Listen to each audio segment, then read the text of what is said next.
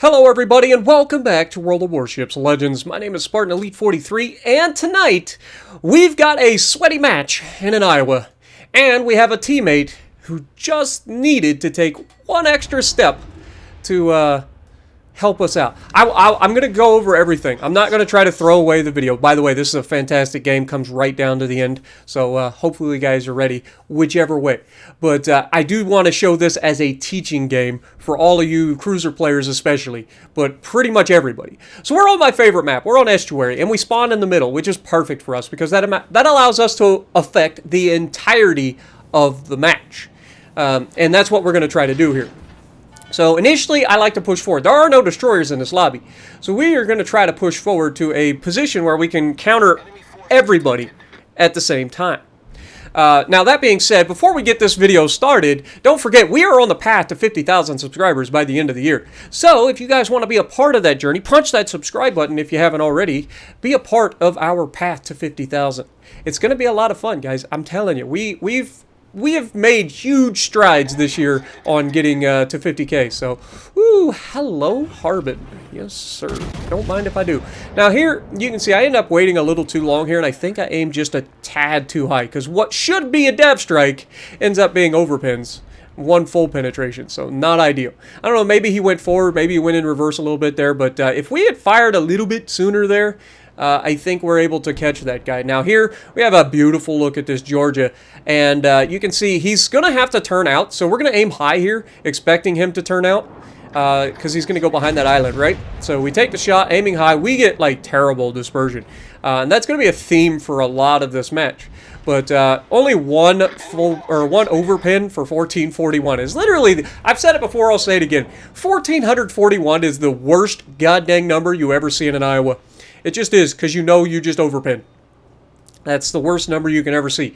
But as you can see, start of this match is not that great. We are going to take one more shot as this Georgia is trying to turn out. So we go aim a little bit high there, hoping for a superstructure, maybe a couple of cheap pins on the side plating or something. We do get a little bit of damage, so not too bad. 2 full pins, that's not too shabby. And that's when you'll notice that the right side is getting pushed. There's several people on the right side that are pushing up in Italian battleships. So we're going to put ourselves in a position to crossfire that. We've managed to make sure that we didn't run aground. We're maintaining our speed as best we can in an Iowa that's fully turning. Nagato's kind of just sitting there getting yeeted by our battleships that are over there. And that's when we see this beautiful looking Veneto over here that's just begging for it. And I'm like, well, don't mind if I do. And the best part is I thought we wouldn't get detected there, but apparently those guys are within our smoke firing penalty, and he had people out ahead of him. But we double Citadel that man and darn near got rid of him. But you can see he's not happy. And he's not long for this world either, because our friends are going to manage to take him out pretty quickly. But he's not alone. There are 2 other Italian battleships there, so unfortunately not able to get a shot to finish off that guy. And that's going to be a theme for this game. For us, big surprise, we leave everybody with just enough to get away. Y'all know the deal. But right here, I'm thinking, okay, well, we double Citadel the last Veneto. We should be able to do something similar here. And right as we take the shot, he goes dark. It's almost purely horizontal, but you can see he is angled slightly here. So we don't get the penetration we need to get to the Citadel, unfortunately. If we were going to Citadel him at this angle, we need to hit a little closer to the bow. We need to hit that bow side plating. We've talked about that many a times. But if we're going to Citadel him at this angle, that's where we need to hit. So at this point, I'm not worried about trying to Citadel him. I'm just trying to get good shots on target. You can see the closer he gets, the little bit more angle that he's putting on. So we're not really expecting a lot. But he starts to turn back out, and I was hoping he would. And as soon as he started turning out, I was pretty happy with what was going to happen. Unfortunately, just not quite able to get it. He stopped his turn just enough to stay angled enough to where we didn't Citadel him. And didn't matter. I mean, we're still chunking him. Even if we're not Citadeling you with an Iowa, if we're getting multiple penetrations on you, you're feeling it. So here you can see that Veneto is in trouble. He's burning. He's got a lot of damage coming in on him from our cruisers. So we're going to go for the Caracciolo here, who is also broadside. And so as soon as we take the shot, you can see he starts to turn in as well. So we're not going to Citadel him, but we still overmatch. He does have the belt armor that goes all the way up to the bow. So we know that we can't shoot the waterline. But as long as we hit high, any of those shells that hit high are going to go straight through. 25 millimeters of armor pretty much everywhere, except for the belt. So as long as we get that, we should be fine. And you can see right here we're behind the island. We've managed to do a really good job up to this point of not being focused for once and putting ourselves in position to consistently get shells downrange to help the team. Now, the downside of these games is while we do have a lot of cruisers, there's a lot of cruisers that are putting themselves in terrible positions. And that's going to be a theme. Look at the guy that's to my right. You saw he had like no health in his New Orleans. Now, to his credit, he's actually going to have a fantastic game. But he needed to play a little differently here at the end, and I'll point that out. Caracciolo, though, he realizes he can't continue to charge me because I just go straight through his bow. So he dips behind the island, and fortunately for him, unfortunately for me, he gets behind the island and he's able to disappear before I get loaded. I maybe could have taken that shot, but I don't think I would have managed to get anything out of it, unfortunately. And he's going to play it so perfectly that he's actually going to stay right behind the peak of the island, so I'm not going to be able to get a shot. And when I finally do take a shot, he actually turns back to the left, and we're going to miss, unfortunately.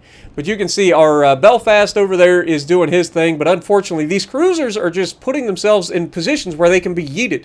Like, there goes all his health. You can see what I'm talking about. Like, Belfast was full health, and he just lets himself get yeeted. And down he goes. Or no, the Mines goes down from the left side, then the Belfast goes down from the Caracciolo. You can see I try to take a blind shot here. Auto aim is not perfect, guys. A lot of times you have to adjust the auto aim. I do take shots a lot when I use auto aim on the backside of islands and stuff. I'll take those shots because you never know. But here's where our teammates needed to play a little bit smarter. Our Hipper has a decent amount of health. All he has to do is stop shooting at the enemy and go dark. Right? Look at the distance between him and the enemy. You can't tell me that he wouldn't be able to go dark in a cruiser. He probably has a concealment of 11 kilometers, right? Maybe 11.2. Those guys are not within 11.2 kilometers. So as long as he stops shooting, he would be able to get away. But he's not going to stop shooting. He's going to continue to shoot, and he's going to get focused by all of those cruisers plus the battleship. That being said, there's also a Nagato coming through the middle. Now, this Nagato is not a threat to me at all. Like, I am not scared of a Nagato ever in any ship. Unless it's a cruiser, because let's be honest, it's just never gonna end well. Especially if I have an advantage for overmatch, because this is what I'm gonna do to you. Bonk, 17,000 damage, 6 full penetrations right through the bow, and all his health belongs to me. In return, we take 4,500 damage, which, funny enough, is the only damage we have taken up to this point in the game. So Nagato's going to get a couple more shots out of the rear turrets. He's going to get another 4,500 damage, so we've lost a total of 9,000 damage. He goes full broadside. We take the shot. I didn't think that the New Orleans was going to be able to take this guy out. Now, look at where the enemy is located. Look at where my teammate is located.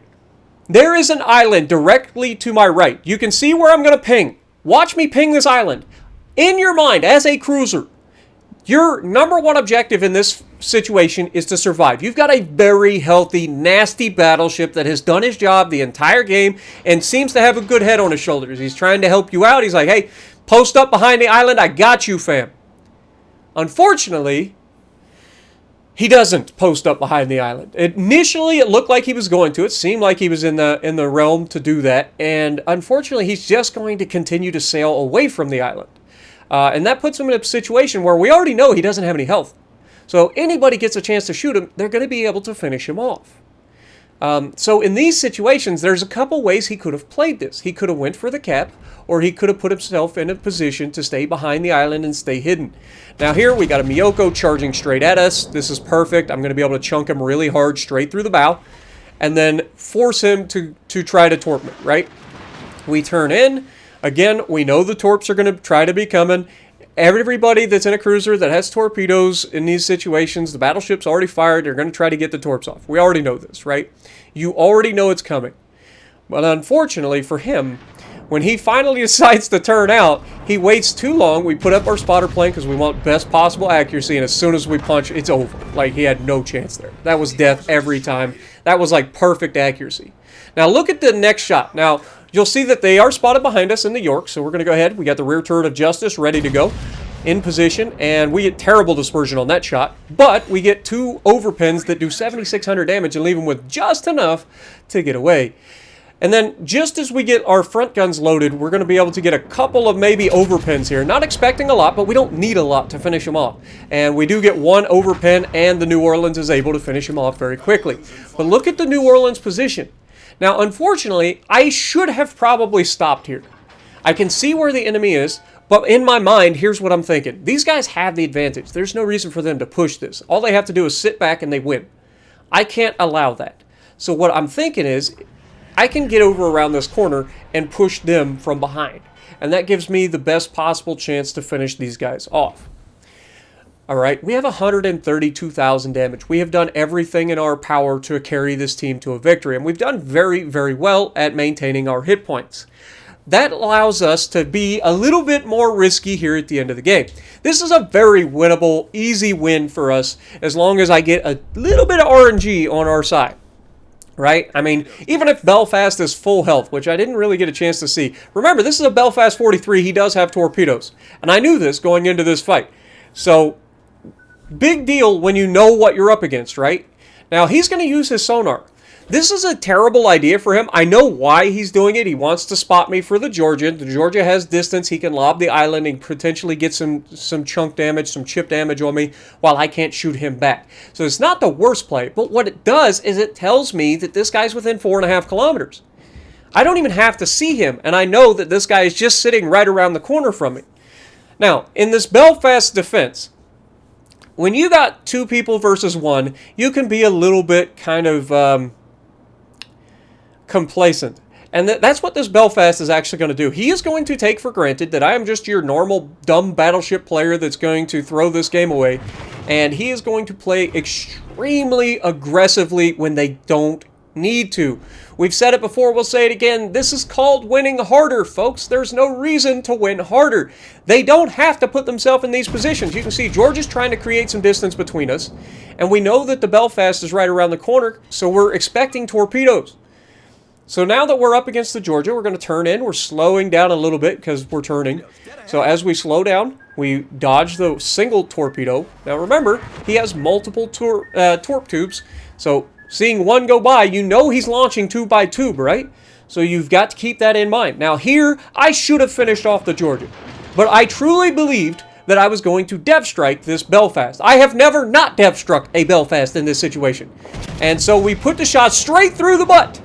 And we didn't get a single Citadel. I don't know how, but he turns out, obviously, he's going to try to torp us.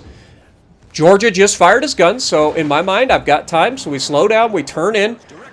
Hopefully, we baited him into launching early, and sure enough, it looks like it. But unfortunately, he had that 1 extra tube, and that's going to do enough damage. We're going to have to damage con that.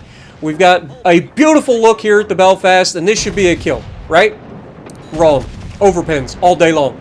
How? Nobody knows. How do you overpin a heavy cruiser at these ranges? Like, it's crazy. If that was me, that'd be Citadel City. But these guys are actually going to throw this even harder. The Belfast, stop shooting me.